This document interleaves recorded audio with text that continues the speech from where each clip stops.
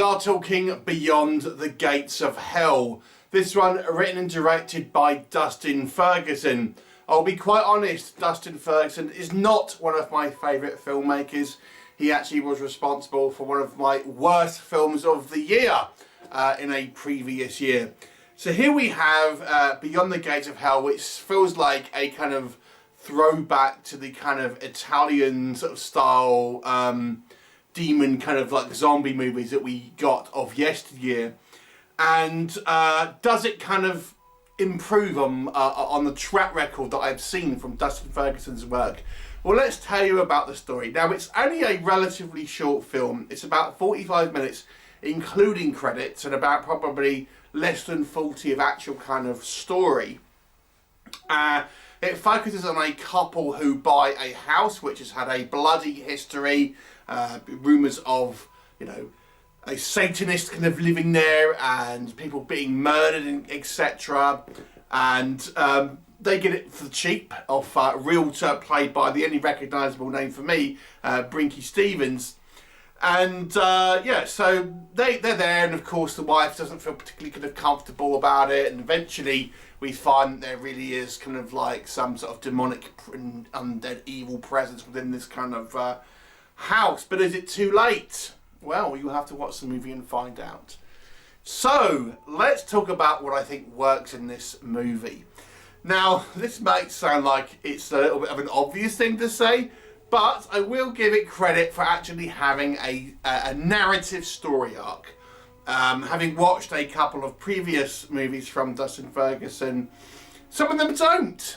So, you know, kudos for this one for actually having an arc involving some characters. And that might sound like faint praise, but you know, it's a relatively kind of like recognisable story that you've kind of seen before. But nonetheless, it is you know, it does have an arc. We do have these characters going on a journey for a beginning, middle and end. So it does kind of all make sense on a kind of a narrative level. I mean, you might expect that from kind of your basic kind of film. But, you know, I have seen plenty of movies where maybe you could argue that isn't the case, including from Ferguson. So at least this one does. And there is an attempt here to have this kind of mimic, as I've said, the aforementioned Italian kind of style, kind of grindhouse horror films. You know, we have like kind of like scratches and kind of like imperfections on the kind of on the film to give it that kind of like that old sort of 70s kind of vibe to it. We have this kind of like heavy kind of keyboard kind of style music. Like, I gotta say, if a little bit overplayed, I didn't mind actually. Then we have obviously kind of all the kind of like the creature effects towards, I mean, really at the end of the movie, to be honest with you. And they're of a mixed bag, but I'm a little bit forgiving with kind of like low budget kind of creature effects. And there's a couple that I have to say I didn't think that were too bad. There is a couple of intriguing characters here. We have this kind of strange kind of neighbour, this blind woman that kind of turns up, and I found her character to be kind of quite intriguing. Even Brinke Stevens' character, who plays like the kind of, like I say, the realtor who sells this this property to this couple. You know, you feel like she's had some type of connection to the house, and it kind of hints that there's you know, she's had some experiences, you might say. I mean, it doesn't expand upon it, but you know, at least it's sort of like gives the kind of the character some kind of background, even though it's not actually explored at all. It's obviously, with such a short running time, it's like a kind of you've seen this movie many times before, or at least, you know, a couple buys a house and they find out that it's kind of like cursed, etc. And initially they kind of are unbelieving, and eventually stuff happens and they get a priest, yada yada yada. That's been the story of many a horror film, and this is kind of like the condensed version. So if you don't like all those boring things like characterization, setup, and kind of like building atmosphere, then this basically cuts right to the chase. It's a punchy kind of 40 minutes of story without kind of all the kind of like the boring scenes, you might say, and just kind of like gets to the action. That being said, we don't really get any actual VFX until really the kind of the last kind of like 7 or 8 minutes. So there you go. And you know, it's it's reasonably entertaining for a low budget kind of schlocky film.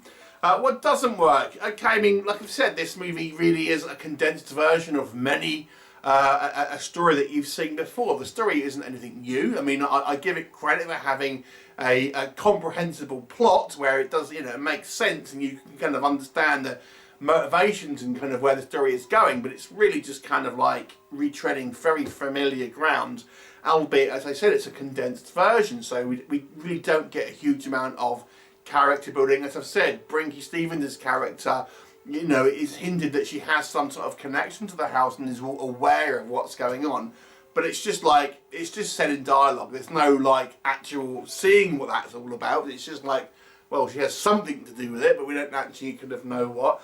So it's just very much like a kind of a movie that does this kind of storyline on almost like double speed, because it's just whipping through those kind of story points and not really fleshing it out.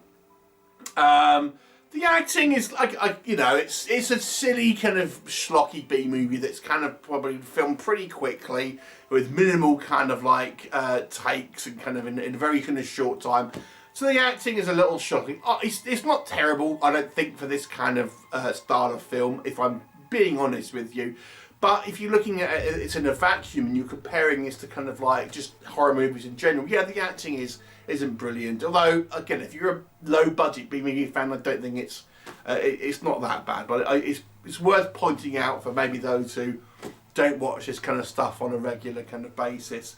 I think the decision here to have the horror element really in the last 5 minutes of the film, and considering it's such a short film anyway, was a little bit kind of disappointing, because you just feel it's like there's really not much of it, and it's just kind of like we have this kind of like variety of kind of, you know, monsters and ghoulies and stuff attacking, but they don't really do much because there's just not enough time, and you get a very kind of limited amount of kind of encounters, shall we say. And it's, you know, again, I won't critique the low budget effects, because it is what it is. I mean, we have zombies with completely kind of clean shirts and things like that.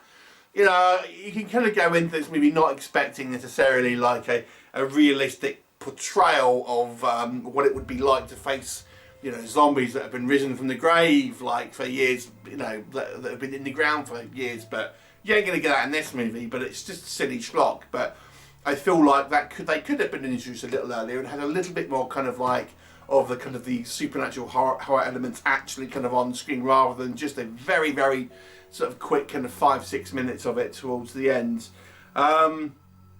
It's really just a bit of a nothing burger, to be honest.